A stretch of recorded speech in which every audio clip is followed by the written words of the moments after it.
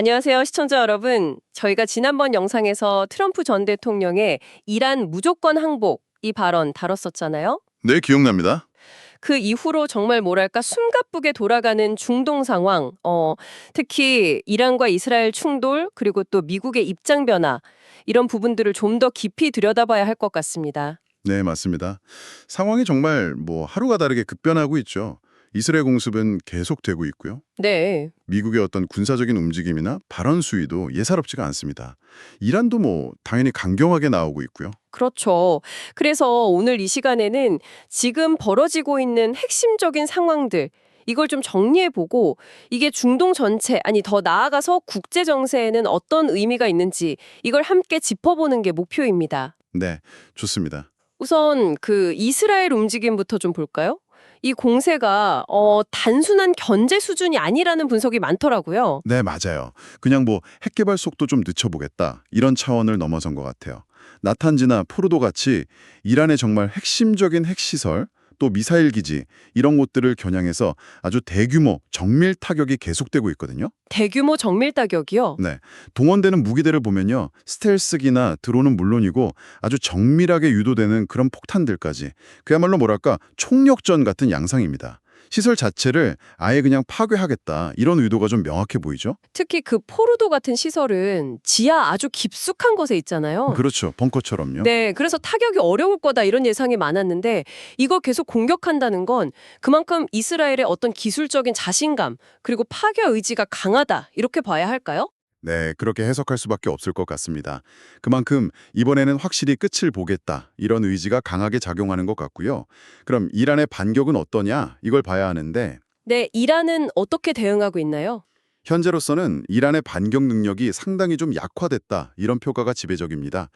미사일을 발사하려고 해도 그 위치가 바로 노출돼서 즉각 파괴되는 경우도 많다고 하고요. 아, 위치가 바로 노출되는군요. 네, 사실상 제공권은 이스라엘 쪽으로 완전히 넘어갔다 이런 분석까지 나올 정도니까요. IAEA 국제원자력기구에서도 나탄즈 핵시설에 있는 원심 분리기가 심각하게 손상됐을 가능성이 있다 이렇게 언급을 했거든요. 아, IAEA까지 그럼 핵 프로그램에 상당한 차질이 생긴 거겠네요. 그렇죠. 물리적인 타격뿐만 아니라 그 사이버 공격도 아주 거셌다고 하죠. 네, 맞아요. 이란 내부에서 아예 인터넷 접속을 차단할 정도였다면서요? 네, 그렇습니다.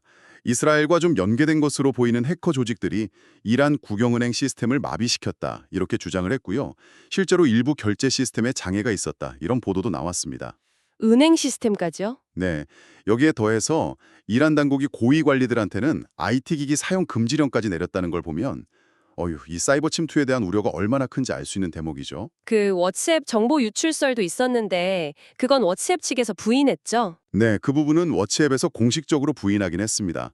하지만 이런저런 설들이 계속 나오는 것 자체가 현재 상황의 혼란스러움을 보여주는 것 같습니다. 자, 이런 복잡한 상황 속에서 미국의 역할, 특히 트럼프 전 대통령의 발언이 정말 파격적입니다. 무조건 항복하라, 하메네이가 어디 숨었는지 안다, 심지어 공격할 수도 있고 안 할 수도 있다. 이런 식의 발언까지 나왔어요.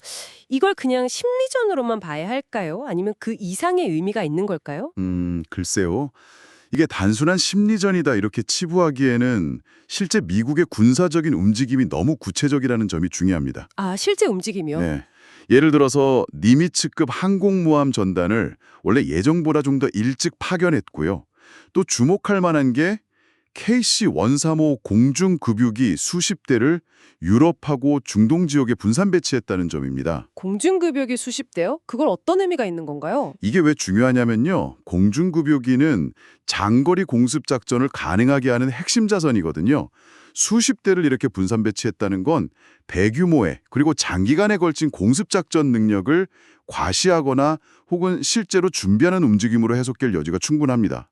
BO2-3 전략 폭격기를 전진 배치한 것도 같은 맥락으로 볼 수 있고요. 확실히 공중급유기 수십 대라는 건 그 작전의 규모나 어떤 지속성 측면에서 시사하는 바가 크겠네요. 그렇죠. 여기에 더해서 B2 스텔스 폭격기나 GBU-57, 이른바 벙커버스트라고 불리는 초대형 폭탄 사용 가능성까지 계속 언급이 되고 있거든요. 벙커버스요? 네. 이건 정말 아까 말씀하신 포르도 같은 지하 깊숙한 시설을 직접 타격할 수 있는 능력을 가졌다는 걸 보여주는 아주 강력한 메시지라고 할 수 있죠. 와, 정말 상황이 심각해지네요. 그래서 트럼프 전 대통령이 위라는 표현을 쓴 것이 단순히 이스라엘을 지지한다, 이 정도 의미를 넘어서서 미국이 직접 군사작전을 개입하거나 최소한 공동작전에 펼칠 가능성까지 열어두는 발언 아니냐, 이런 해석에 점점 더 힘이 실리고 있습니다. 우리라는 표현이요. 네. 일각에서는 아예 목표가 단순히 이란의 핵 능력을 제거하는 걸 넘어서서 레짐 체인지, 그러니까 정권 교체까지 염두에 둔 거 아니냐, 이런 분석까지도 나오고 있습니다. 와, 레짐 체인지까지?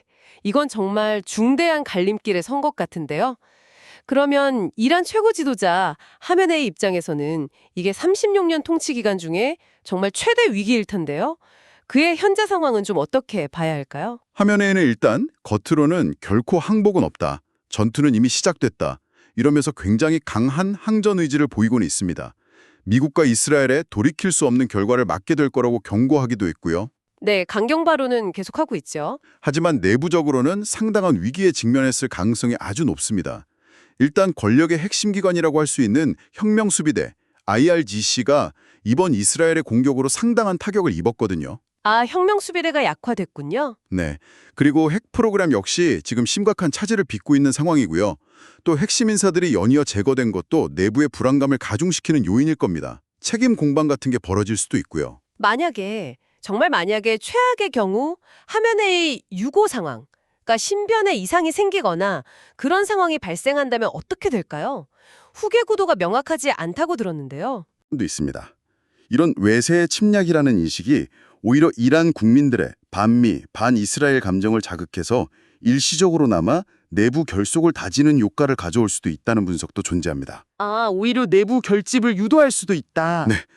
어느 쪽으로 흐를지는 아직 좀 더 지켜봐야 할 것 같습니다. 국제사회 반응은 좀 엇갈리는 것 같네요. 우리 정부는 일단 이란에 체류 중인 국민들에게 출국을 권고했고요. 네, 안전을 최우선으로 고려한 조치죠.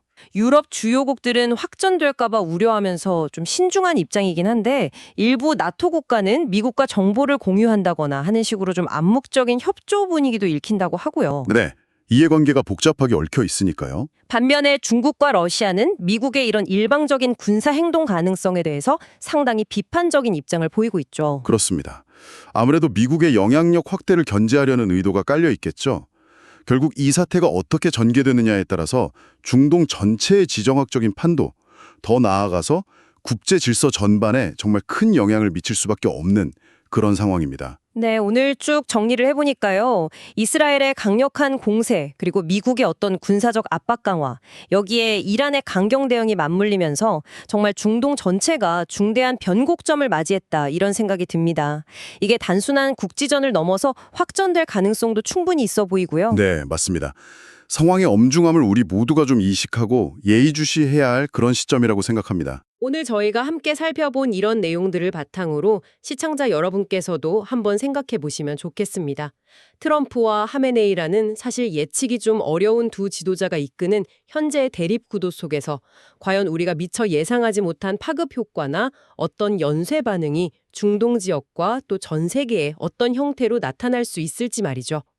네, 오늘 이야기는 여기서 마무리하도록 하겠습니다. 감사합니다. 네, 감사합니다.